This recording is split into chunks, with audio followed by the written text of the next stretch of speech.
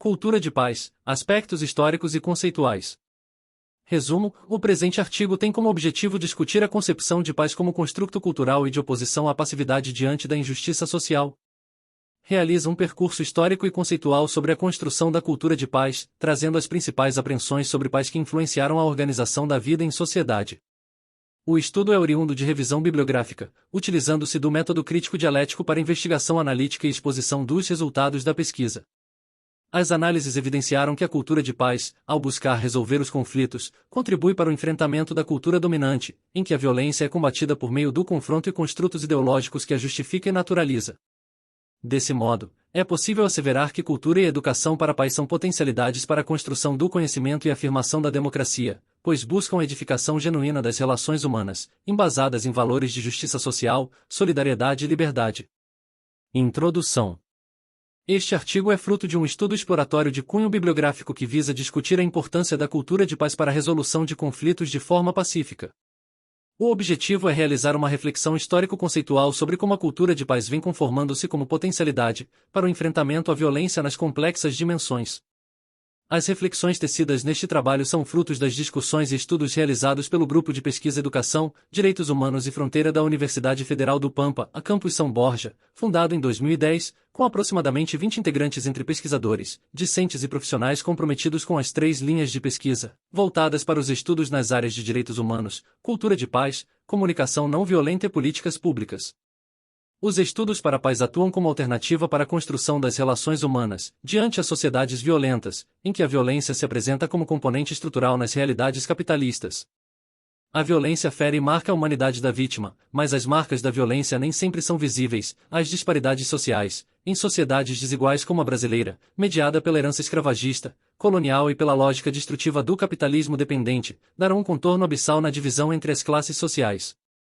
Em contextos como esse, a violência apresenta-se banalizada e naturalizada, acarretando uma cultura que adota a indiferença perante o sofrimento do outro, como tônica para relações desumanizadas e destrutivas de subjetividades. Essas conexões humanas balizadas pelos valores capitalistas da concorrência, do individualismo, da dominação e exploração destroem a essência humana e transformam os sujeitos em coisa. Diante desse contexto de violência banalizada, é importante que se busquem valores e formas alternativas não destrutivas de relacionamento em sociedade e uma resolução de conflitos não violenta, alicerçada nos direitos humanos em direção a uma cultura de paz. Nessa direção, o presente trabalho foi desenvolvido a partir de pesquisa bibliográfica, com enfoque qualitativo à luz do direcionamento da teoria crítica. O artigo foi dividido em 4 momentos. Primeiramente, realiza-se um percurso histórico acerca da construção da percepção de paz, perpassando da tradição grega ao movimento dos direitos civis no século XX, em que a paz assume papel central na luta por direitos e rompimento de relações opressoras. Em um segundo momento, são tecidas reflexões sobre a violência, apresentando-se o modelo analítico de Orhan Galtung, que explica o fenômeno a partir do triângulo da violência, em que a violência estrutural juntamente com a cultural aparecem na base triangular, como elementos que determinam as relações sociais, e no topo da pirâmide, a violência direta, ou seja, aquela que se pode ver, que causa comoção e ou revolta e, portanto, tem repercussão midiática. Já no terceiro tópico, constrói-se um diálogo entre a cultura tradicional e a cultura de paz, e nessa construção, são apresentadas as diferenças conceituais entre as duas culturas, sinalizando as limitações da cultura tradicional para a resolução dos conflitos e as potencialidades da cultura de paz na processualidade histórica para a mediação das relações humanas. No quarto momento da discussão, apresenta-se a cultura de paz, como matriz inovadora para a transformação criativa e não violenta dos conflitos. Nesse tópico, aborda-se a necessidade do conflito para a restauração das relações sociais. Evidencia-se que, na cultura de paz, o conflito não possui enfoque negativo, mas transformativo, pois permite que, por meio da ação política, a sociedade seja organizada com base na justiça e no respeito aos direitos de cada sujeito. Cultura de paz, em contribuições históricas em perspectiva. O entendimento sobre paz, ao longo da história da humanidade, tem se apresentado por meio de uma simbologia própria impregnada de senso comum. De forma bastante banal, o termo paz está presente no cotidiano humano. Existe uma culturalidade nas sociedades de se desejar paz a outrem, estando associado ao anseio de ausência de perturbações e problemas na vida do destinatário. Logo, a paz, nessa perspectiva, é relacionada à passividade. No senso comum, prevalece esta sinonímia, e na paz ter a equivalência de significação da passividade, que em outros termos denota inércia, apatia e escassez da ação. ordinariamente vinculada à ausência da guerra, sendo essas inclusive linguisticamente antônimas, refere que, diante da pluralidade do conceito de paz ao longo da história, torna-se pertinente observar algumas percepções e tradições culturais ocidentais influentes que foram estabelecidas em relação a ela. A paz está presente em diversas culturas e é entendida sob diferentes prismas. Vejam-se as principais, na tradição grega. Os gregos da antiguidade trouxeram a paz incorporada a uma divindade feminina mitológica, Eirene, que é a deusa dos frutos e também atribuída às estações do ano, juntamente com as irmãs em eunomia, a boa ordem e a equidade, e de que a justiça, ligada à abundância. Diante do contexto mítico de Platão, Eirene, a conduta pacífica, é apresentada em interdependência com as irmãs que, atuando juntas, as deusas teriam maior eficácia nas ações, inclusive na própria promoção da paz. A paz grega, portanto, remete a um equilíbrio tanto da natureza quanto da polis, e essa harmonia conferida pelos deuses aos mortais, não deve ser dissipada pelos humanos.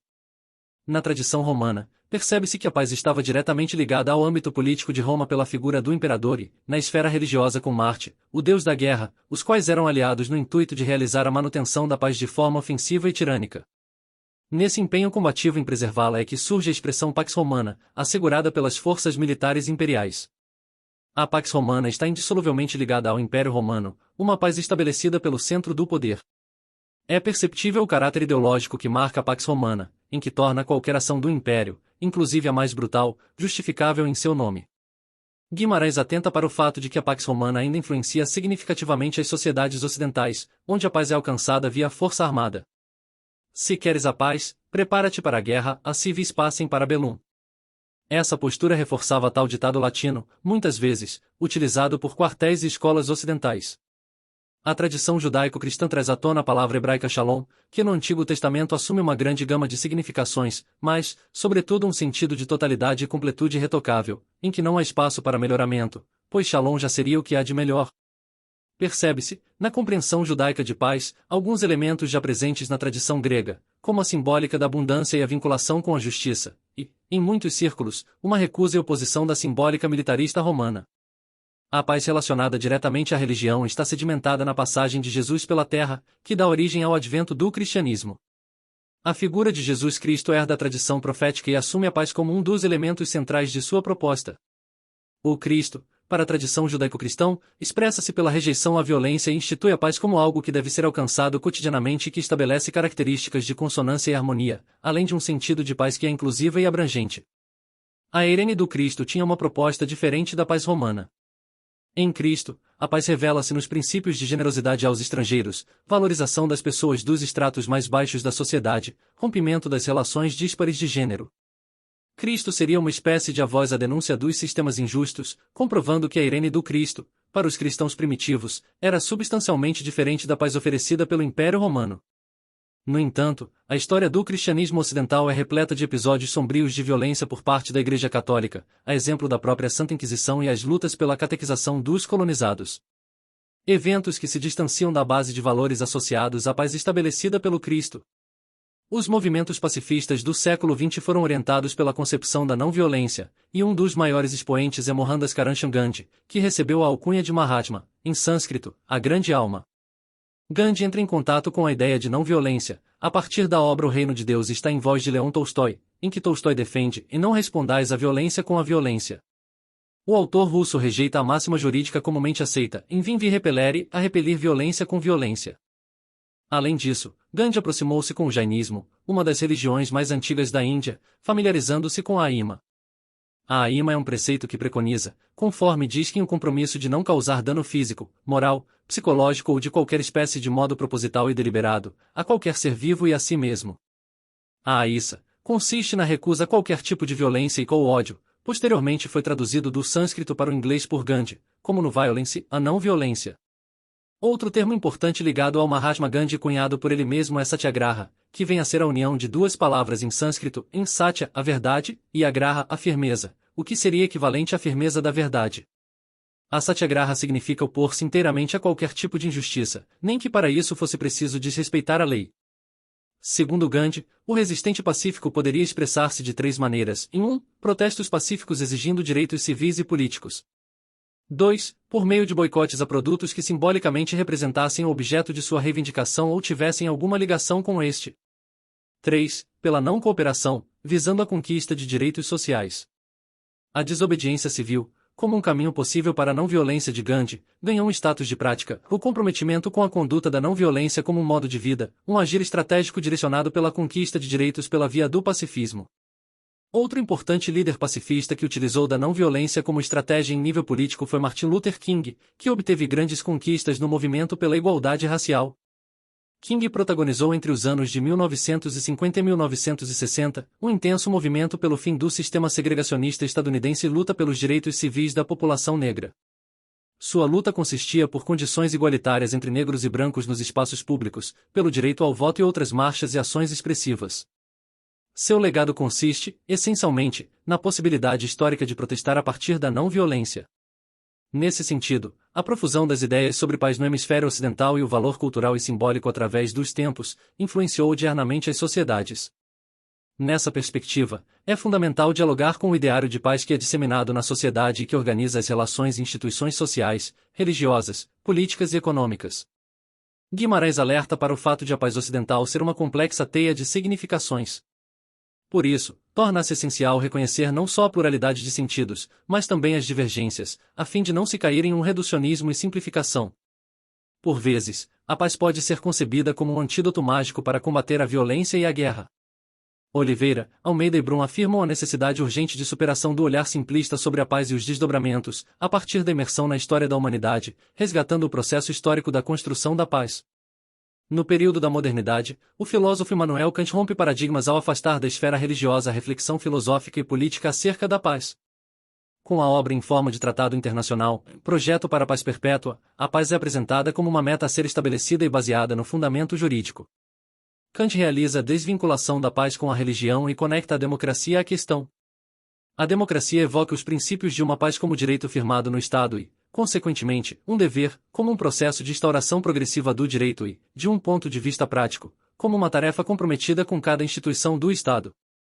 Por isso a instituição de uma paz universal e duradoura não é apenas o objetivo último do direito das gentes, mas é o fim terminal de toda a doutrina do direito, concernente à relação racional do homem com todo outro. Nesse sentido, o projeto kantiano de paz perpétua está embasado em pressupostos morais, jurídicos e políticos. A paz só seria selada por um pacto tomado de forma racional, além de um contexto de ordem jurídica ancorado nos preceitos de liberdade e igualdade entre os cidadãos, sob a égide de uma legislação comum e no direito internacional. A análise habermasiana evidencia que Kant limitasse ao conceito negativo de paz, em que bastaria a ausência de guerras, o que contemporaneamente percebe-se a insuficiência em atender às necessidades mais amplas de paz evocadas pela esfera social. Estudos de paz em Johan Galtung e a triangulação da violência. A sistematização atual da perspectiva de paz a partir dos estudos de violência terá no norueguês Johan Galtung um expoente para análise e conceituação que, instigado pelos horrores da Segunda Guerra Mundial, desenvolverá os estudos de paz ou Peace Research. Os estudos para a paz têm origem como resposta ao pós-guerra na metade do século XX, com a criação do Institut Français de Polémologie, o laboratório de pesquisa da paz de Theodore Lenz, em Saint-Louis e com a difusão do Journal of Conflict Resolution na Universidade de Michigan, em 1957. Johan Galtung, em 1959, na cidade de Oslo, a Noruega, funda e coordena o Instituto de Investigação para a Paz, a Peace Research, conferindo-lhe relevância mundial. Os estudos para a paz possuem como objetivo compreender a gênese dos conflitos e as possíveis medidas para a prevenção, diminuição e suplantação, com aporte teórico e científico. A concepção de paz irá abranger também a transformação criativa e não violenta de conflitos, e que estabelece um marco no sentido de não restringir a violência ao universo das forças bélicas. A concepção atual de paz compreende que o mal e a guerra não são produtos de apenas dois ou mais exércitos ou inimigos em conflitos circunscritos a um território, como se a privação da paz fosse causada apenas por soldados. Essa é uma limitação que causa a crença de desresponsabilização no microcosmo da esfera pessoal e coletiva das relações. Galtung inaugura um ideário de paz, em que todos são responsáveis por promovê-la. Afinal, quem não pratica violência em algum nível contra o outro ou ainda contra si próprio? O autor traz à tona uma perspectiva inovadora sobre a paz, desenvolvendo os conceitos de paz negativa e a paz positiva, em 1969. A priori expôs que a paz não é apenas a ausência da guerra, e sim que a paz é a ausência de violência. Como paz negativa, Galtung propõe que seja considerada a ausência de violência direta ou pessoal, que é aquela física ou verbal identificável nas formas de condutas humanas, a qual implica uma relação direta de uma ação violenta com o propósito de agredir, ofender ou eliminar, numa relação conspícua entre os envolvidos. Essa concepção de paz é estreita e minimalista, pois se baseia em fenômenos violentos aparentes a olho nu, sendo o prisma tomado pelo senso comum. A paz negativa dar-se-ia em situações de fim ou intervalos de guerra como cessar-fogo entre grupos bélicos, ou poderia ainda ser imposta ditatorialmente de forma opressiva econômica e ou politicamente, por exemplo. Em razão desse simplismo da concepção de paz na perspectiva negativa, a paz que se encerraria em si mesma será na ausência de violência perceptível, que Galton oferece a inovadora formulação da paz positiva, a qual não vem a ser oposto da guerra. A paz positiva é complexa na medida em que se caracteriza como a ausência da violência estrutural, que por si só já pressupõe uma ampla ideia. Por estrutural pode-se compreender uma forma de violência indireta, menos perceptível e mais difícil de ser reconhecida, entretanto não menos impiedosa. Um sinônimo para injustiça social. Galton traz a banalização das desigualdades no âmbito socioeconômico, assim como no acesso a serviços como sendo gerador de oportunidades de vida distintas, sobremaneira no que se refere ao poder de decisão a respeito da desigual distribuição dos recursos. Essa forma de violência está entranhada à estrutura e mostra-se como um poder díspar. Para Galton, o conceito de violência estrutural é o oposto da justiça social, ou seja, é a lacuna, ou a distância, entre o atual e potencial. Em primeira instância, essa violência não é visível, todavia obstaculiza as potencialidades individuais e sociais como o não acesso à saúde e à educação, o que pode impedir o florescimento das capacidades criativas humanas. Todo direito negado e que fere a dignidade humana é uma violência, assim como as privações de toda a ordem, e que acabam por incidir nas relações, produzindo marginalização e condições para uma fragmentação social, consequentemente reforçando a existência de diversos conflitos sociais. Diante de um cenário de desigualdade, Galton recomenda ao pesquisador perguntar-se sobre quais fatores, excluindo a violência direta ou a iminência, inclinam-se a colaborar com uma situação de desigualdade.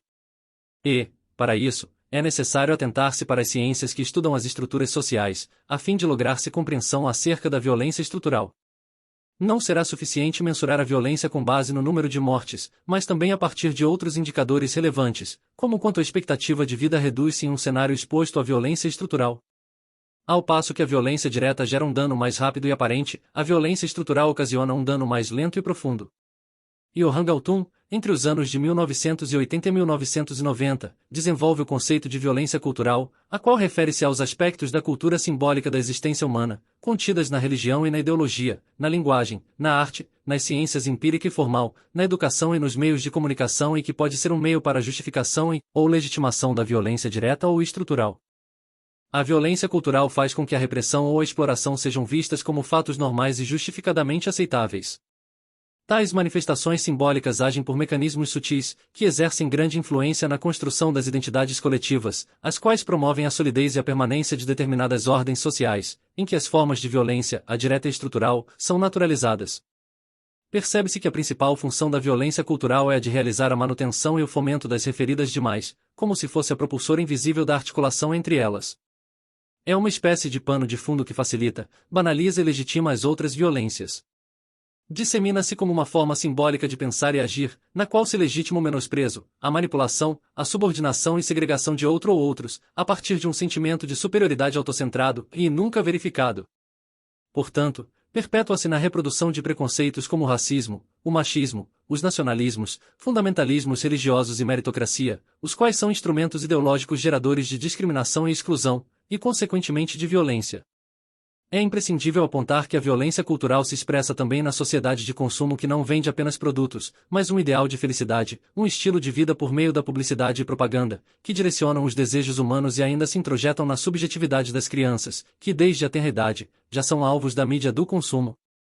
A partir das conceituações sobre a violência acima expostas, Galton fecha o triângulo da violência, e está no topo da pirâmide a violência direta e, nos dois vértices da base, a violência nas formas indiretas, a estrutural e a cultural. Ao fazer uma sobreposição do triângulo sobre o seu conceito de paz, Galton produz uma equação. Nela, a paz negativa constitui-se pela extinção da violência direta e a paz positiva dá-se pela eliminação da violência estrutural e cultural, as duas formas de violência indireta. O resultado da equação galtungiana é que a paz se constitui da soma entre a paz negativa e a paz positiva, a paz igual Pn mais pp, e a paz positiva é a adição da paz estrutural mais a paz cultural. Essas conceituações mais recentes trazidas por Galton emergem em uma conjuntura altamente influenciada pelo ideário de uma nova ordem mundial. Cultura tradicional e cultura de paz, em aspectos históricos. A construção histórica da paz evidencia duas culturas distintas entre si, a tradicional e a de paz, em que o conceito tradicional de paz emerge no Ocidente como já referido e provém da raiz cultural grega, a eirene, e da paz romana, a pax. A paz grega alude à busca da harmonia e perfeição.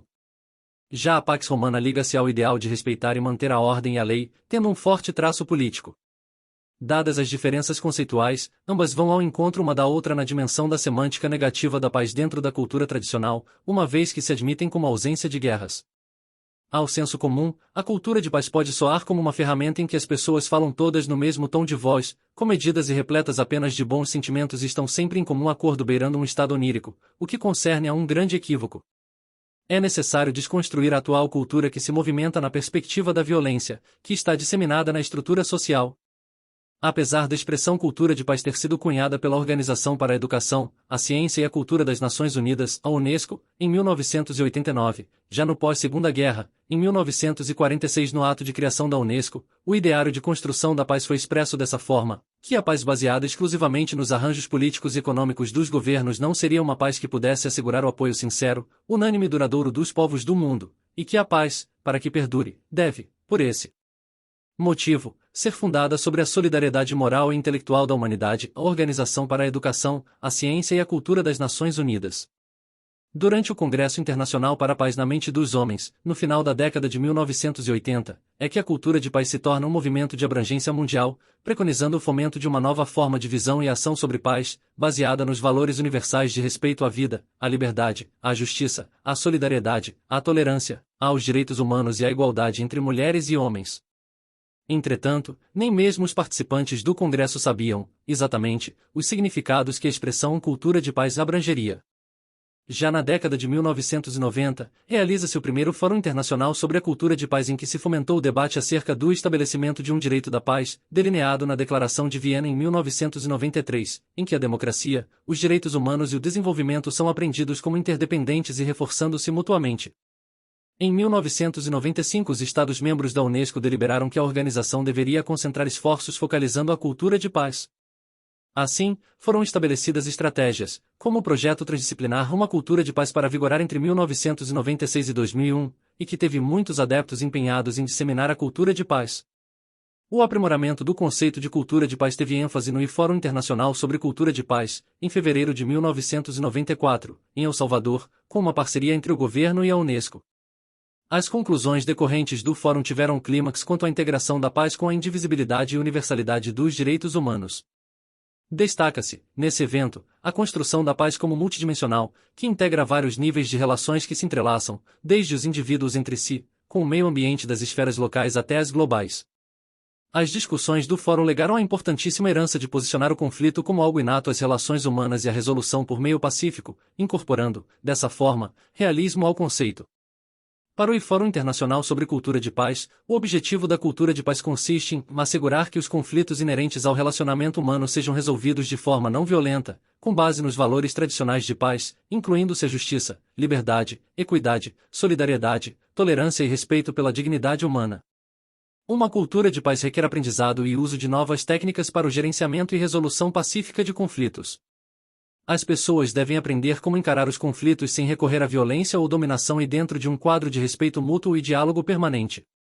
Em 1997, a Assembleia Geral das Nações Unidas proclamou o ano 2000 como o Ano Internacional por uma Cultura de Paz, e a década de 2001 a 2010 como a Década Internacional para uma Cultura de Paz e Não Violência para as Crianças do Mundo, ficando sob coordenação da Unesco. A principal contribuição da proclamação do ano 2000, que abriu a Década Internacional da Cultura de Paz, pela ONU e Unesco é a de que a paz só poderia ser alcançada pelo comportamento cotidiano e não apenas uma condição política ou uma pretensão ética, mas uma categoria moral e cultural. Sob o slogan A Paz está em nossas mãos, o Manifesto de 2000 impulsionou a campanha de ação pela cultura de paz das Nações Unidas, com forte apelo para compromisso individual de efetivar os 6 princípios, que são em respeitar a vida, rejeitar a violência, ser generoso, ouvir para compreender, preservar o planeta e redescobrir a solidariedade. Observa-se que a noção de uma cultura de paz faz emergir o conflito não como um fim em si mesmo, mas como uma ponte para a paz e, portanto, como possibilidade latente positiva, em uma profunda contraposição aos status negativo perpetuado historicamente pelo senso comum das sociedades. Dialogar com o conflito, construir uma cultura de paz. Um enfoque inovador a respeito do conflito quebra um paradigma estabelecido nas raízes históricas da sociedade. A nova compreensão de conflito em Galtung entenderá que a paz é também a transformação criativa e não violenta de conflitos. Reitera-se que é necessário deixar de tratar o conflito como sendo apenas danoso, mas será a partir dele que se progredirá nos processos de paz.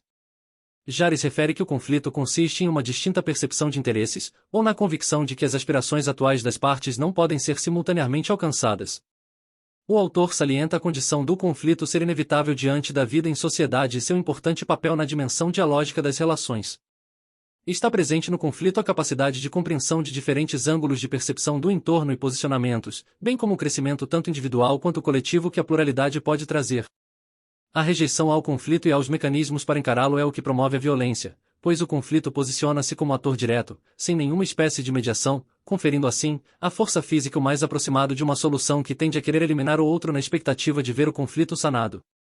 À medida em que não se aceita o conflito, nega-se o outro. Na leitura de Faleiros a respeito do conflito, há a corroboração de Semmelin que ressalta a necessidade de diferenciar a agressão ou qualquer tipo de comportamento violento do conflito em si. Nessa percepção, a violência e o conflito são tidos como iguais, quando na verdade a violência é apenas um meio para a resolução do conflito, na tentativa de suprimi-lo e eliminar o adversário. A violência é um meio, o conflito, um estado. Esse novo olhar diante do conflito possibilita novas ramificações de possibilidades, para pensá-lo e solucioná-lo dentro de um contexto pacífico, uma vez que, sem ele, ou conflito, não existiria território para renovação e possibilidade de evolução. Logo, para construir uma cultura de paz é preciso mudar atitudes, crenças e comportamentos, até se tornar natural resolver os conflitos de modo não violento ou por meio de acordos, e não de modo hostil. Por isso, a concretização da paz não está localizada na eliminação dos conflitos, mas sim em como são conduzidos e solucionados, fatores que demandam um gerenciamento construtivo e não violento. Diz quem é assertivo ao pontuar que a anulação do conflito por si só é uma violência, no sentido em que se busca o silenciamento e a abolição da vontade do outro diante de uma dissonância de opiniões entre uma ou mais partes. Há que se reconhecer o conflito como um trampolim do desenvolvimento, que não busque a eliminação, e sim modos criativos e menos violentos de resolução para eles, o que em alguns casos implicará também provocá-los. E, para tanto, emerge a necessidade de criação de condições para o diálogo em que se possibilitem negociações e acordos que solucionem o conflito. Jares expressa que ao ignorar ou ocultar o conflito, a longo prazo acarreta uma cristalização, ficando a resolução mais complexa. Destaca ainda que, para entender e intervir na dinâmica do conflito, é substancial analisar tudo o que está relacionado, seja visível ou invisível, ao uso do poder, pois esse é quase sempre central ao conflito, inclusive nas redes de relações. Nessa perspectiva, a própria postura de evitar conflito mostra-se como uma estratégia de manutenção e controle do status quo para os detentores do poder. Dessa forma, o poder relaciona-se diretamente com a capacidade de controle sobre recursos econômicos e sociais, nível cultural e educacional em geral, e o conhecimento técnico em particular, recursos materiais, fontes de informação, tomadas de decisões e controle e manipulação sobre os desejos do outro. O conflito existe a partir de visões de mundo e interesses que diferem e, nele, tem-se um potencial construtivo se direcionado pacificamente à resolubilidade. No contrário, o conflito tem alto risco de transformar-se em confronto. O conflito tem a potencialidade de conduzir uma direção evolutiva, uma vez que na arte, na ciência, religião e demais áreas tiveram avanços, por haver conflito por parte de pessoas que consideraram que algo não estava sendo executado da forma correta e sugeriram outra forma de realização, gerando uma melhoria da condição. Em contraponto ao conflito, o confronto possui uma intenção destrutiva, embebida na cultura de extermínio, em que se busca anular o outro tanto no âmbito ideológico como no físico. No conflito almeja-se convencer, no confronto deseja-se vencer. Enquanto o primeiro ocasiona a mudança, o outro ocasiona a perda. A exemplo da eliminação do outro pelo confronto pode-se tomar as torcidas dos times de futebol. O confronto se resolveria de maneira fácil se houvesse apenas um time, entretanto, não haveria mais jogo. É indispensável e inclusive vital evitar que o conflito gere o confronto, pela via pacífica de resolução. Esse é o caminho para a paz que evita a recorrência dos confrontos. Jares contribui definindo a estrutura do conflito em 4 dimensões, em causas, protagonistas, processo e contexto. O autor aborda que as causas desencadeadoras de um conflito podem ser de natureza ideológico-científica, referente ao poder ou à estrutura, e também à esfera pessoal e interpessoal, podendo residir na autoestima e na comunicação deficiente, e é necessária a compreensão dessas diferenças, a fim de se criarem possibilidades para o enfrentamento. Em relação aos protagonistas, devem-se buscar os diretos e os indiretos. Os diretos são os geradores do conflito, os indiretos são os que continuaram com os desdobramentos de tal conflito, intervindo e podendo influenciar a solução. O processo do conflito ou a forma como os protagonistas encaram o conflito é elencado da seguinte forma, em um processo estrutural estratégico, em que o poder e a burocracia são mais evidentes e um processo emocional afetivo, que consiste em atitudes, estereótipos e representações que as partes formulam sobre o outro, é a expressão de personalidade dos protagonistas. Não menos relevante, o contexto é uma categoria crucial para a estrutura do conflito, sendo necessária a análise do micro, médio e macro contextos interrelacionados entre si. Além disso, Jales expõe as formas de enfrentamento dos conflitos unidas em duas modalidades, os que escolhem por enfrentá-los, podendo competir, concordar, negociar e colaborar e os que optam por esquivar-se dos conflitos, podendo evitá-los e acomodar-se, o que é a conduta social mais comum. Essa última modalidade ressalta a facilitação da sensação de poder do agressor, a exemplo do bullying. Diante da aproximação sobre o que vem a ser o confronto, torna-se significativo perceber no que diferem a violência e a agressividade. De acordo com o filósofo Miller, que estuda as alternativas não violentas de transformação social, a etimologia da palavra agressão é derivada de agredir, na qual a raiz remete a andar em direção a, estando ligada ao enfrentamento de medos e adversidades, como mecanismo de defesa para a garantia de sobrevivência, sendo inerente à espécie humana. De outra forma, a violência é tida por Miller como sendo de qualquer natureza, um abuso e uma violação da humanidade do outro. Notoriamente, no senso comum, há uma ligação mecânica entre violência e agressividade, e esta última é constituinte do instinto de sobrevivência e reprodução dos animais. No entanto, a raiz da violência não se situa apenas na projeção do comportamento humano por meio do instinto de agressividade, devido à complexidade, outros fatores e circunstâncias engendram o acometimento. Nessa perspectiva, Miller assevera que a violência não pode deixar de ser obra do homem e, por conseguinte, a violência apenas existe e age através do homem, é sempre o homem que é responsável pela violência. Oliveira, Almeida e Oliveira argumentam que a violência não é somente a ideia clássica que se liga a armas, a brigas, a feridos e a mortes, como a guerra ou homicídios, mas também ocorre em outros níveis, quando as pessoas são privadas de alcançarem a autossatisfação. Toma-se como exemplo o Estado, quando dificulta o acesso das pessoas à moradia, ao saneamento básico, à educação, à saúde ou impede políticas de proteção às leis trabalhistas e com a negação de direitos às pessoas em situação de risco e vulnerabilidade social. Portanto, romper com a cultura tradicional que preserva os padrões de produção e reprodução da desigualdade e da violência nas vias institucionais tem se constituído em um grande desafio atualmente. A violação dos direitos humanos e a formação para a cidadania no Brasil vem sofrendo duros ataques, demonstrando a fragilidade da democracia e do Estado democrático de direito. Há um nítido descompasso entre a Carta Magna brasileira e a realidade concreta da efetivação e garantia de direitos. Há muito ainda que se perseguir quando se refere à cidadania ativa.